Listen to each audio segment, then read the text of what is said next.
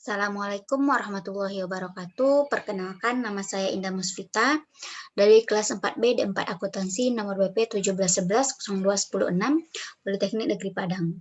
Baiklah teman-teman, pada kesempatan kali ini saya akan membahas sebuah buku Business Ethics, Ethical Decision Making and Case, yaitunya chapter 11 tentang Ethical Leadership atau etika kepemimpinan. Baiklah, langsung saja untuk pembahasan yang pertama, yaitunya definisi etika kepemimpinan. Kepemimpinan adalah kemampuan atau otoritas untuk membimbing dan mengarahkan orang lain untuk menuju suatu tujuan. Nah, kebanyakan orang setuju bahwa kepemimpinan yang efektif sangat penting bagi sebuah perusahaan. Keputusan etis adalah salah satu dimensi kepemimpinan. Perusahaan yang sukses berkembang berdasarkan kepemimpinan dan kemampuan kreatif dari pendirinya. Tanpa kepemimpinan pengusaha seperti Steve Jobs dari Apple, Bill Gates dari Microsoft, Sam Walton dan Mark Zuckerberg dari Facebook, dan perusahaan-perusahaan paling sukses saat ini sangat akan berkurang atau tidak ada sama sekali. Namun, pendiri yang kuat hanyalah salah satu bagian dari kesuksesan perusahaan. Kepemimpinan etis yang sangat kuat harus ditunjukkan melalui penerus, manajer, dan karyawan untuk melanjutkan kesuksesan perusahaan. Kepemimpinan etis menciptakan budaya etis. Jika para pemimpin gagal untuk mengekspresikan perilaku dan tujuan etis yang diinginkan, budaya perusahaan berkembang dengan sendirinya untuk mencerminkan nilai dan norma perusahaan. Nah, kepemimpinan memiliki dampak signifikan pada pengambilan keputusan etis, karena pemimpin memiliki kekuatan untuk memotivasi orang lain dan menegakkan norma, kebijakan, dan sudut pandang organisasi. Pemimpin etis memastikan tujuan ini terpenuhi dengan cara yang etis. Pemimpin sangat penting untuk mempengaruhi budaya perusahaan dan postur etika organisasi. Kepemimpinan tidak hanya mengizinkan karyawan untuk mengikuti kode normal sendiri. Ini adalah tentang membantu menerapkan dan memperkuat nilai-nilai etika bersama untuk mempromosikan perilaku etis serta memikul tanggung jawab untuk mencontohkan perilaku etis bagi karyawan. Pemimpin etis memiliki hubungan positif dengan kewarganegaraan organisasi karyawan dan hubungan negatif dengan penyimpangan atau pelanggaran. Nah, dengan kata lain, pemimpin bisnis yang beretika lebih cenderung memiliki karyawan yang mengikuti teladan mereka dan cenderung tidak memiliki penyimpangan yang menciptakan masalah perusahaan. Nah, berikut ini ada beberapa pemimpin yang dikagumi karena perilaku beretika. Yang pertama yaitu ada Warren Buffett, yaitunya dari perusahaan Berkshire Hathaway. Nah, kegiatan kepemimpinan yang beliau terapkan adalah yang pertama, mempromosikan perilaku etis sebagai kebutuhan bisnis. Yang kedua, berbagi tanggung jawab dan pengambilan keputusan dengan manajer dari berbagai perusahaan. Nah, yang kedua ada Howard Schultz dari perusahaan Starbucks. Beliau menawarkan perawatan kesehatan untuk pekerja paruh waktu. Yang kedua, mengembangkan program Creative Jobs for USA untuk mendanai usaha kecil di Amerika. Nah, yang ketiga ada Tony Hsieh dari perusahaan Zappos. Nah, beliau ini menciptakan lingkungan kerja yang menyenangkan bagi karyawan, mendorong karyawan untuk membuat keputusan. Nah, yang kedua, beliau itu menekankan lingkungan layanan dengan pelanggan yang berkualitas. Kemudian yang selanjutnya ada Kenneth Channel dari perusahaan American Express. Nah, kepemimpinan yang beliau terapkan yang pertama menggunakan etos kerja yang kuat untuk membalikkan perusahaan yang sedang berjuang. Yang kedua, tercatat karena memastikan bahwa pemegang kartu yang terdampar menemukan jalan pulang selama serangan 11 September dan menyetujui sumbangan sebesar $1 juta untuk keluarga karyawan American Express yang hilang dalam tragedi tersebut. Nah, yang selanjutnya itu ada Kip Tindall dari perusahaan toko kontainer. Beliau menciptakan budaya perusahaan di mana karyawan merasa dihargai dan termotivasi untuk bekerja melebihi harapan perform. Nah, yang kedua, karyawan diberikan gaji yang lebih baik dan pelatihan yang lebih banyak daripada pengecer pesaing. Nah, penting untuk menyadari bahwa meskipun kepemimpinan etis sering dibahas dalam istilah direktur perusahaan dan eksekutif puncak, bahwa karyawan tingkat bawah menunjukkan sifat kepemimpinan etis. Semua karyawan yang bertanggung jawab harus terlibat dalam pengambilan keputusan yang etis dan menunjukkan karakteristik kepemimpinan yang etis. Bahkan banyak CEO mengartikulasikan nilai-nilai inti perusahaan tetapi gagal menunjukkan kepemimpinan yang etis. Sayangnya, beberapa CEO dan manajer lain dengan sengaja menipu pemangku kepentingan. Dalam jangka panjang, jika pemangku kepentingan ini tidak puas dengan pemimpin perusahaan, dia tidak akan mempertahankan posisi tersebut. Seorang pemimpin harus memiliki rasa hormat pengikut dan juga memberikan standar perilaku. Nah, yang selanjutnya, pembahasan kita yang selanjutnya yaitu persyaratan etika untuk etika kepemimpinan. Sementara pemimpin etis membutuhkan karakter yang baik, mereka juga membutuhkan keterampilan untuk memimpin dan membimbing orang lain. Keterampilan kepemimpinan etis berkembang melalui pelatihan, pengalaman, dan pembelajaran praktik kepemimpinan terbaik selama bertahun-tahun.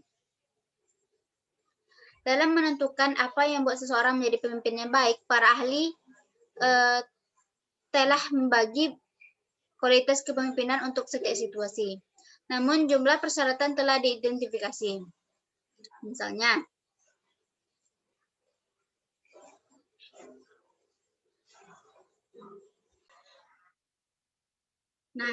itu pemimpin etis itu harus mencontohkan nilai-nilai organisasi, menempatkan apa yang terbaik bagi organisasi di atas kepentingan mereka sendiri, serta melatih dan mengembangkan karyawan sepanjang karir mereka. Dan selanjutnya juga membangun mekanisme pelaporan, memahami nilai dan persepsi karyawan, dan mengenali batasan aturan dan nilai organisasi. Nah, karakteristik ini dapat dikembangkan melalui pelatihan yang tepat. Dan yang terpenting itu, para pemimpin etis tidak boleh menutup mata terhadap pelanggaran yang diamati.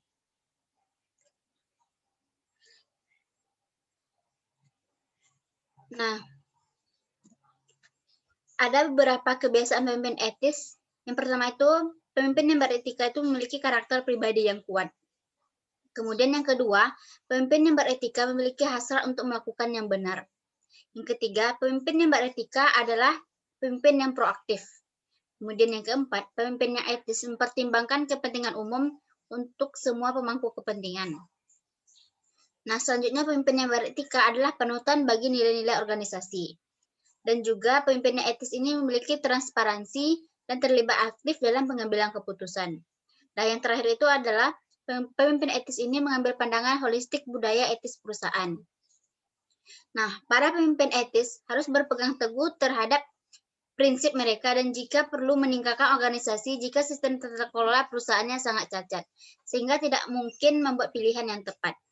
Akhirnya, pemimpin yang etis yang kuat adalah mereka yang bersemangat tentang organisasi dan bertindak demi kepentingan terbaik organisasi. Dengan mempromosikan nilai-nilai bersama, para pemimpin dapat menjelaskan karyawan di belakang visi mereka. Nah, pembahasan yang selanjutnya yaitu keuntungan etika kepemimpinan. Kepemimpinan yang etis menciptakan banyak manfaat bagi sebuah organisasi. Dan yang paling penting, kepemimpinan etis memiliki dampak langsung pada budaya perusahaan-perusahaan. Misalnya, pemimpin etis mengomunikasikan dan memantau nilai-nilai organisasi. Dan memastikan bahwa karyawan memahami tujuan dan keyakinan perusahaan. Nah, mereka juga memotivasi budaya untuk perilaku etis, seperti sistem penghargaan untuk perilaku etis dan pengambilan keputusan. Penguatan ini berkorelasi positif dengan pola perilaku karyawan yang etis. Dengan demikian, kepemimpinan etis mendorong karyawan untuk bertindak secara etis di lingkungan kerja mereka sendiri. Kemudian, kepemimpinan etis ini juga dapat menyebabkan kepuasan karyawan dan komitmen karyawan yang lebih tinggi. Sebuah penelitian menunjukkan bahwa karyawan suka bekerja untuk perusahaan yang beretika dan cenderung tidak meninggalkan organisasi yang beretika. Nah, faktor-faktor ini diterjemahkan ke dalam penghematan biaya yang signifikan bagi perusahaan dan berfungsi untuk meningkatkan produktivitas karyawan. Di The Container Store misalnya, karyawan diprioritaskan. Mereka menerima 263 jam pelatihan, kemudian gaji yang lebih tinggi daripada pengecer yang sebanding. Dan kemudian mereka juga disuguhi acara penghargaan khusus seperti We Love Our Employee Day. Tujuan dari budaya perusahaan yang berpusat pada karyawan ini adalah untuk meningkatkan produktivitas karyawan dan kualitas layanan pelanggan. Sebagai hasilnya, tingkat turnover The Container Store ini adalah 10% dibandingkan dengan 100% untuk pengecer lain di industri ini dan loyalitas pelanggan yang sangat tinggi. Tidak hanya menciptakan keunggulan kompetitif melalui kepuasan dan produktivitas karyawan. Kepemimpinan etis ini juga dapat menciptakan hubungan yang kuat dengan pemangku kepentingan eksternal. Misalnya, pelanggan bersedia membayar harga yang lebih tinggi untuk produk dari perusahaan etis ini, karena kepercayaan konsumen untuk bisnis terus pulih setelah krisis keuangan dan resesi. Konsumen lebih cenderung melakukan bisnis dengan perusahaan yang mereka anggap dapat dipercaya. Kepemimpinan etis adalah persyaratan dasar untuk mempengaruhi penilaian pasar jangka panjang perusahaan. Ada hubungan positif antara komitmen etis karyawan dan penilaian perusahaan di pasar saham. Reputasi perusahaan untuk tanggung jawab sosial perusahaan juga berdampak pada keputusan investor. Tanggung jawab sosial perusahaan berhubungan negatif dengan risiko etika dalam jangka panjang. Dan investor memandang risiko sebagai faktor etika menentukan apakah akan berinvestasi di sebuah perusahaan. Nah, oleh karena itu, reputasi etis perusahaan dapat meyakinkan mereka tentang keberlanjutan perusahaan dalam jangka pendek maupun dalam jangka panjang. Selanjutnya, kita akan membahas etika kepemimpinan dan budaya organisasi. Budaya organisasi muncul apakah ada kepemimpinan yang efektif ataupun tidak. Dimensi etika tergantung pada bagaimana pemimpin perusahaan mempengaruhi budaya. Dalam organisasi di mana para pemimpin toleran maupun acuh tak acuh terhadap pelanggaran, budaya kemungkinan akan berkembang di mana karyawan mengambil jalan pintas untuk mengambil risiko berlebihan untuk memajukan karir mereka. Nah, di sisi lain, para pemimpin etis menyadari bahwa budaya organisasi akan berkembang langsung pada perilaku karyawan dan membuat upaya yang lebih besar untuk mempromosikan budaya etika maupun kepatuhan. Nah, para pemimpin etis umumnya mengadopsi salah satu dari dua pendekatan kepemimpinan yang digunakan. Yang mana pendekatan tersebut yaitu pendekatan berbasis kepatuhan dan pendekatan berbasis integritas. Para pemimpin yang mengadopsi pendekatan berbasis kepatuhan menekankan kepatuhan pada aturan dan peraturan serta menetapkan proses untuk memastikan kepatuhan. Pendekatan semacam ini mencegah perilaku ilegal dan menekankan budaya penghindaran. Laporan tahunan perusahaan dapat memberikan petunjuk tentang teknis pendekatan yang dipilih oleh perusahaan untuk diadopsi. Jika mereka bertanggung jawab atas etika disebut petugas kepatuhan atau manajer risiko, maka kemungkinan besar perusahaan tersebut lebih berbasis pada kepatuhan. Nah, kemudian pendekatan berbasis integritas memandang etika sebagai peluang untuk menerapkan nilai-nilai inti. Pemimpin yang mengadopsi pendekatan berbasis integritas bertanggung jawab atas budaya etis perusahaan dan meminta pertanggungjawaban karyawan untuk mempraktikkan perilaku etis dan praktik inti.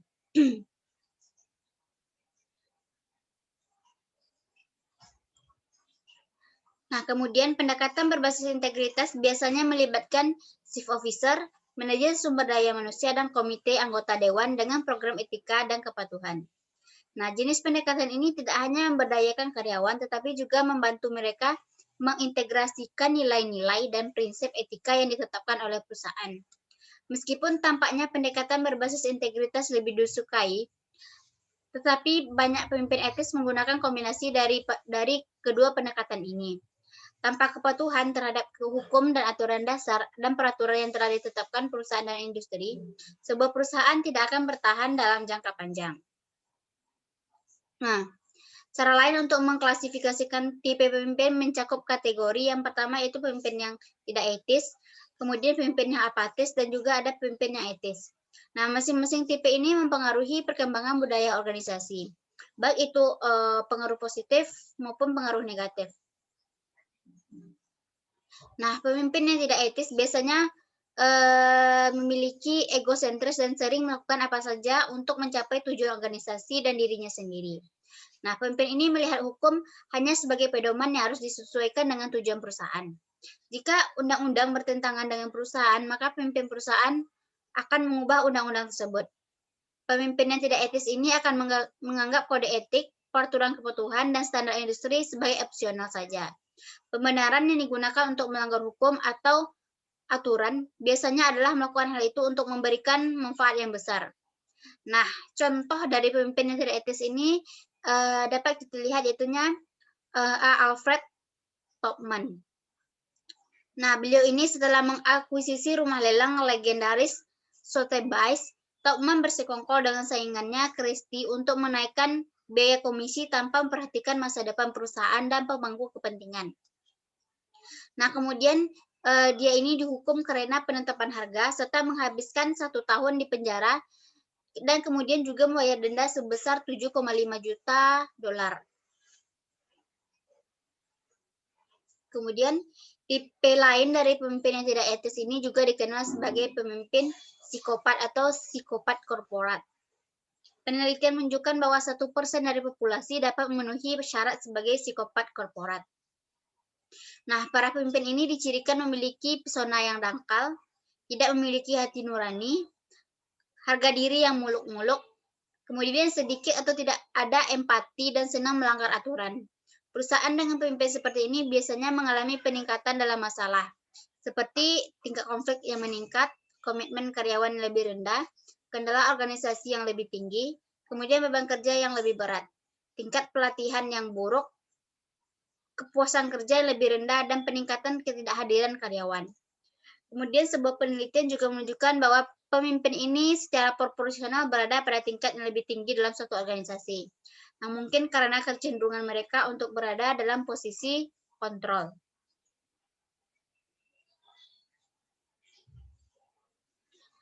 Nah, kemudian tipe selanjutnya yaitunya adanya pemimpin yang apatis. Pemimpin yang apatis tidak selalu etis, tetapi mereka tidak terlalu peduli dengan etika dalam perusahaan. Pemimpin ini tidak mendengarkan karyawan dan tidak berkomunikasi dengan baik. Para pemimpin etis tidak menunjukkan semangat untuk perusahaan atau misi organisasi. Karyawan tidak melihat pengorbanan di dalamnya yang ditunjukkan oleh manajer ataupun pemimpin lainnya. Nah, tipe pemimpin yang ketiga yaitunya pemimpin yang beretika. Pemimpin yang beretika memasukkan etika pada setiap level operasional dan tahapan proses pengambilan keputusan.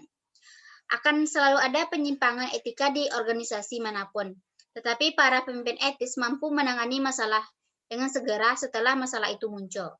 Nah, seringkali pemimpin etis mencoba menciptakan budaya organisasi partisipatif di mana karyawan akan didorong untuk memberikan masukan. Pemimpin etis melihat kolaborasi karyawan itu seperti sebagai sumber daya yang sangat penting. Dalam jenis budaya ini, karyawan dipandang sebagai kontributor nilai utama. Oleh karena itu, para pemimpin harus membangun sistem komunikasi yang kuat untuk memberitahu para karyawan tentang aktivitas perusahaan dan mendorong mereka untuk melaporkan kekhawatiran kepada para pemimpin perusahaan. Nah, pembahasan selanjutnya yaitunya mengelola konflik etika.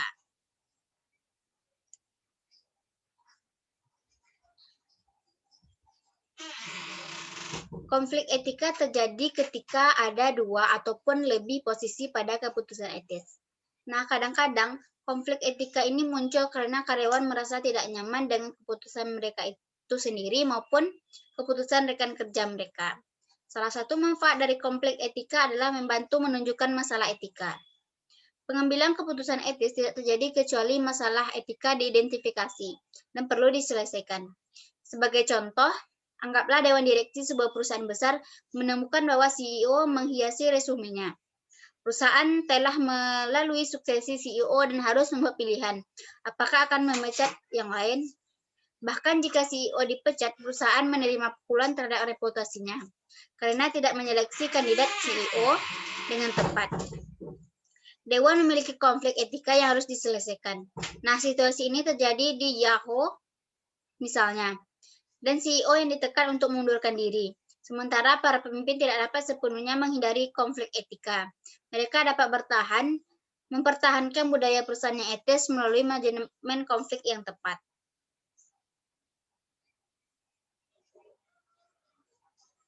Nah, masalah konflik etis tidak akan menjadi perhatian manajemen tanpa mekanisme yang efektif untuk berkomunikasi secara transparan. Adalah umum bagi perusahaan yang memiliki beberapa cara karyawan untuk mengungkapkan kekhawatiran ataupun memberikan saran, seperti hotline, formulir umpan balik, ataupun kotak saran. Memang mekanisme komunikasi ini membentuk budaya perusahaan yang partisipatif. Namun, kegagalan untuk bertindak atas keprihatinan atau saran karyawan dapat lebih berbahaya daripada kebaikan. Nah, karyawan yang percaya bahwa kekhawatiran mereka yang diabaikan akan merasa tertipu dan cenderung mengalami lebih banyak konflik kelompok. Nah, sebaliknya, para pemimpin harus mengambil pendekatan komunikasi yang otentik serta proaktif. Ini tidak hanya melibatkan mendengarkan masukan karyawan, tetapi juga mencoba mengidentifikasi masalah etika sebelum menimbulkan konflik yang lebih lanjut.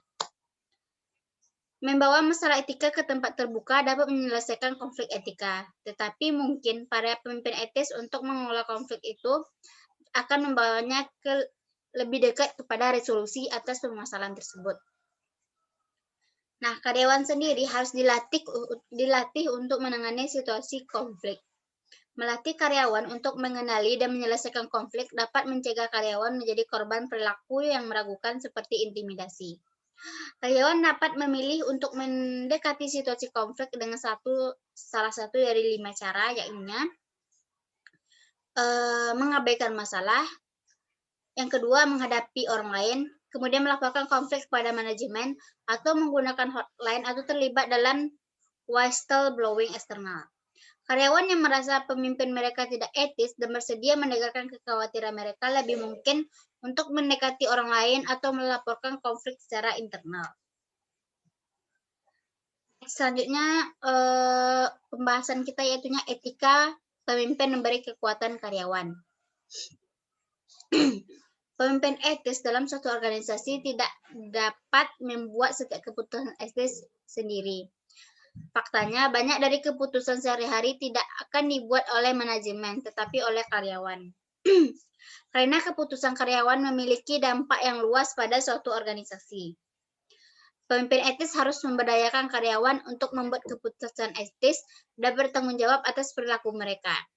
Karyawan disebut tingkat organisasi harus memiliki kesempatan untuk mengembangkan dan menggunakan keterampilan kepemimpinan yang etis.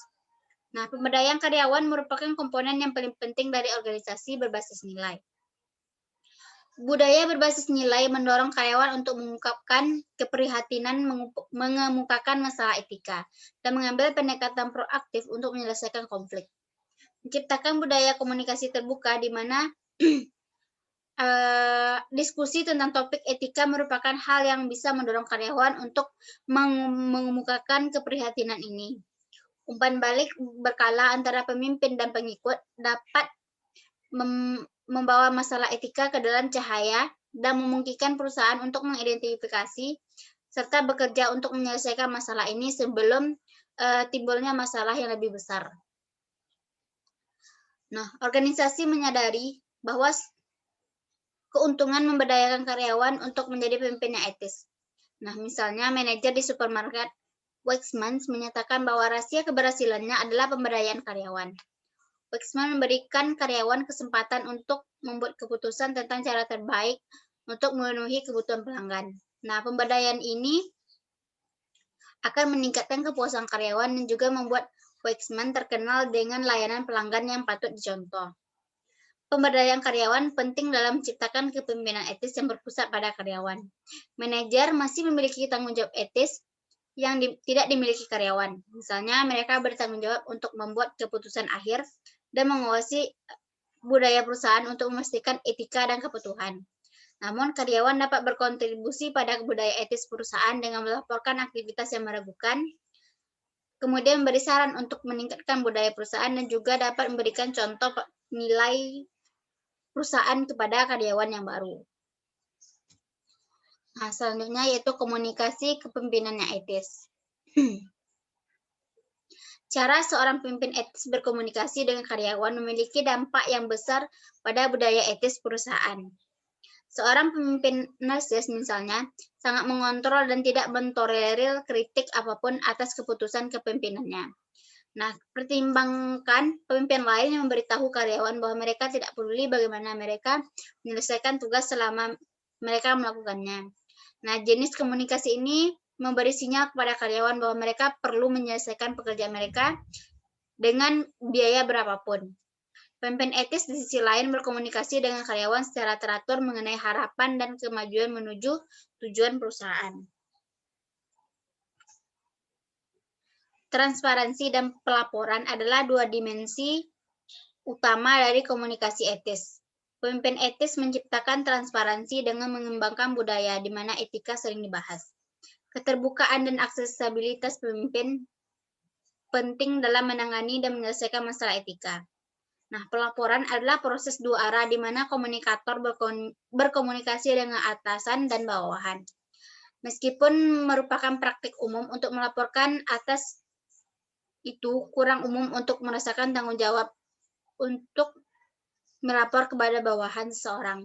Namun, para pemimpin etis menganggap diri mereka bertanggung jawab untuk melaporkan kepada karyawan mereka. Karena mereka mengakui bahwa karyawan memiliki kepentingan penting dalam keberhasilan etis sebuah organisasi. Nah, pelaporan bisa menjadi formal ataupun informal. Pelaporan formal terjadi di lingkungan seperti rapat ataupun konferensi. Sedangkan pelaporan informal terjadi ketika pemimpin berinteraksi di antara karyawan, kemudian memberi mereka informasi tentang keputusan, serta kebijakan dan ekspektasi etis perusahaan. Kepemimpinan etis tidak mungkin terjadi tanpa komunikasi yang efektif. Bagaimana seorang pemimpin berkomunikasi memberikan karyawan gagasan yang jelas tentang peran dan harapan perusahaan. Nah, pembahasan yang selanjutnya yaitu hubungan pemimpin pengikut dalam komunikasi. Komunikasi sangat penting untuk mengurangi isolasi pemimpin dan menciptakan keselarasan antara pemimpin dengan pengikut. Kesesuaian antara pemimpin dengan pengikut terjadi ketika para pemimpin dan pengikut berbagi visi, harapan etis, dan tujuan yang sama untuk perusahaan. Meskipun setiap individu tentunya memiliki tujuan dan kepribadian masing-masing. Penting bagi sebuah perusahaan untuk mendapatkan pemimpin dan pengikut yang mengadopsi nilai-nilai bersama dan bekerja menuju tujuan organisasi. Jika pengikut merasa terputus dari pemimpin, mereka mungkin tidak akan berkomitmen untuk mempromosikan visi serta tujuan dari perusahaan. Nah, ada sebuah teori, yaitu teori pertukaran, mengklaim bahwa pemimpin membentuk hubungan yang unik dengan pengikut melalui interaksi sosial. Oleh karena itu, seorang pemimpin yang terisolasi secara sosial dari karyawan dibiarkan membuat keputusan sendiri. Karyawan yang dikelola secara mikro seringkali memiliki semangat kerja, produktivitas, dan kemauan yang lebih rendah untuk meninggalkan perusahaan. Sebaliknya, pemimpin yang memiliki hubungan positif dan saling menghormati dengan karyawan dapat meningkatkan kepuasan kerja serta komitmen terhadap perusahaan. Nah, berikutnya ada gaya etika mempengaruhi keputusan etis.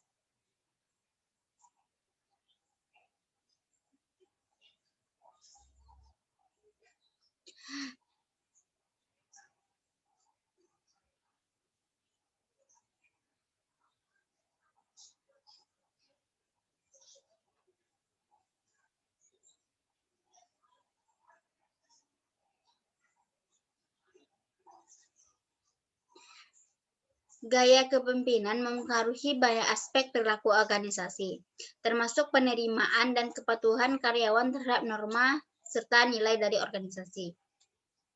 Gaya yang berfokus pada membangun nilai-nilai organisasi yang kuat di antara karyawan berkontribusi pada standar perilaku bersama. Mereka juga mempengaruhi transmisi organisasi dan pemantauan nilai, norma, dan kode etik. Singkatnya, gaya kepemimpinan suatu organisasi akan mempengaruhi bagaimana karyawannya bertindak. Tantangan bagi para pemimpin adalah mendapatkan kepercayaan dan komitmen dari anggota organisasi. Nah, yang paling penting jika memimpin organisasi ini ingin mengarahkan perusahaan mereka menuju kesuksesan. Para pemimpin yang diakui sebagai dapat dipercaya lebih cenderung dianggap sebagai pelayan etis. Mempelajari gaya dan sikap kepemimpinan perusahaan juga membantu menunjukkan dengan tepat di mana masalah etika di masa depan mungkin terjadi akan timbul. Kepemimpinan etis oleh seorang CEO membutuhkan pemahaman tentang visi dan nilai-nilai perusahaannya, serta tantangan tanggung jawab, serta risiko yang terlibat dalam mencapai tujuan organisasi. Penyimpangan dalam kepemimpinan etis dapat terjadi pada orang-orang yang memiliki karakter etika yang kuat, terutama jika mereka melihat budaya etis organisasi berada di luar ranah pengambilan keputusan yang ada di rumah, keluarga, maupun masyarakat. Pemimpin yang etis membutuhkan pengetahuan serta pengalaman untuk membuat keputusan. Pemimpin yang etis yang kuat harus memiliki integritas moral yang tepat. Integritas tersebut harus transparan. Dengan kata lain, mereka harus melakukan secara pribadi seolah-olah itu melalui publik. Pemimpin yang etis harus menyeimbangkan masalah saat ini dengan potensi masalah masa depan. Pengalaman menunjukkan bahwa tidak ada pemimpin yang selalu benar ataupun dinilai etis oleh pemangku kepentingan dalam setiap kondisi. Pemimpin yang paling efektif memiliki kemampuan untuk mengelola diri mereka sendiri dan hubungan mereka dengan orang lain secara efektif. Nah, keterampilan ini dikenal sebagai kecerdasan emosional. Pemimpin yang cerdas secara emosional terampil dalam kesadaran diri, pengendalian diri, dan membangun hubungan dengan karyawan sekitar. Nah, berikut ini ada 6 gaya kepemimpinan yang berbasis kecerdasan emosional yang telah diidentifikasi oleh Daniel Goleman. Yang pertama itu pemimpin yang memaksa menuntut kepatuhan sesaat dan berfokus pada pencapaian, inisiatif, dan pengendalian diri. Meskipun gaya ini sangat efektif selama masa krisis atau selama perputaran, sebaliknya menciptakan iklim negatif untuk kinerja organisasi. Nah, gaya yang kedua itu pemimpin yang berwibawa dianggap sebagai salah satu gaya yang paling efektif. Mengilhami karyawan untuk mengikuti sebuah visi, juga memfasilitasi perubahan dan menciptakan iklim kerja yang positif. Kemudian, tipe kepemimpinan yang ketiga, pemimpin afiliatif, yaitu pemimpin afiliatif menghargai orang lain, emosi mereka, dan kebutuhan mereka, serta mengandalkan persahabatan, kemudian kepercayaan untuk mempromosikan fleksibilitas, inovasi, dan pengambilan risiko. Kemudian yang keempat, yaitu pemimpin yang demokratis. Pemimpin yang demokratis ini mengandalkan partisipasi dan juga kerja tim untuk mencapai keputusan kolaboratif. Gaya ini berfokus pada komunikasi dan menciptakan iklim yang positif untuk perusahaan. Kemudian yang terakhir, yang kelima, pemimpin penentu kecepatan dalam menciptakan iklim negatif karena standar tinggi yang ditetapkan.